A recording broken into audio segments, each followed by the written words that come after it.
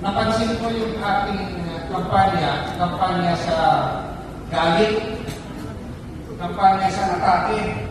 Kung may kasalanan ng ating gobyerno, hindi lang dapat nakabase sa atake.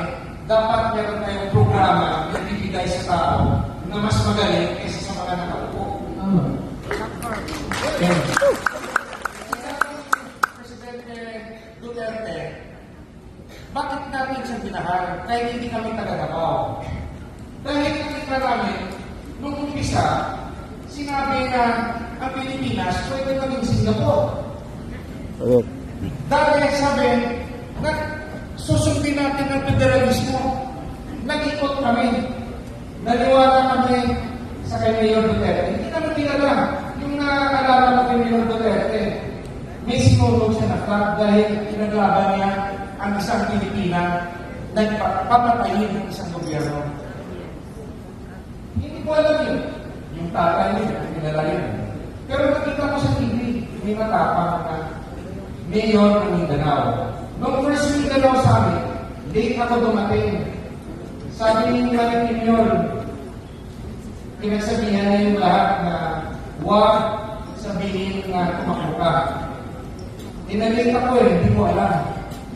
Nung nagsalita ako, nung open forum, ako yung nagsabi na galing ako ng Bisaya, noong representative ng Negros, sana magkaisa ang Mindanao para magkaroon tayo ng first Mindanao president. Palapakan na. Hindi ng mga taga-Negros ng mga Ilonggo, kuha ko sila sa senador. 65 years, wala tayong senador. Humingi kami ng tulong ngayon sa Mindanao, sa mga kababayan namin. Napabigyan rin kami na magkaroon ng senador galing Visayas. Mr. President, maingay.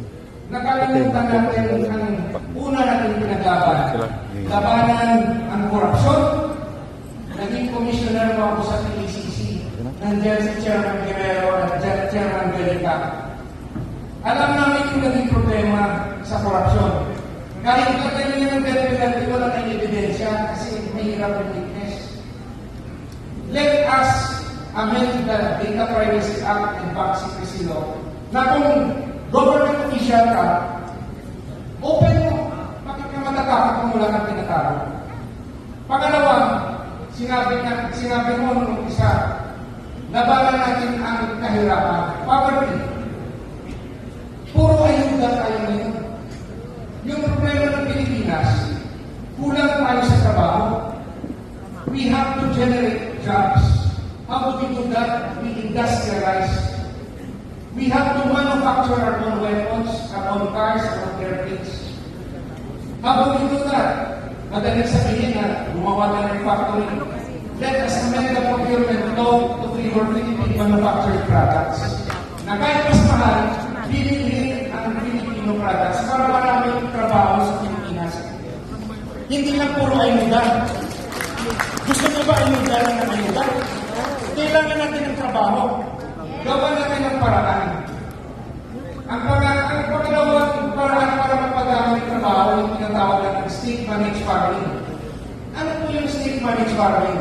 Yung mga nakatimangwang lupain na pagmamayari ng gobyerno, bakit hindi natin ipamagit sa gobyerno para maraming trabaho? Maraming farmers, yung pinakamahirap na sektor ng Pilipinas, farmers. Ang panghuli, Mr. President, anong kailangan natin reforma sa edukasyon? Let us introduce a subject from grade 1 up to college. Philippine Patriotism and Ethnic Studies. Each year, ibang topic. Love of family, love of community, dangers of illegal drugs, dangers of criminality, how to pay taxes. We train our youth from grade 1 up to college para may pag-asa ang kinabukasan. Pang-long term yan sa kabataan.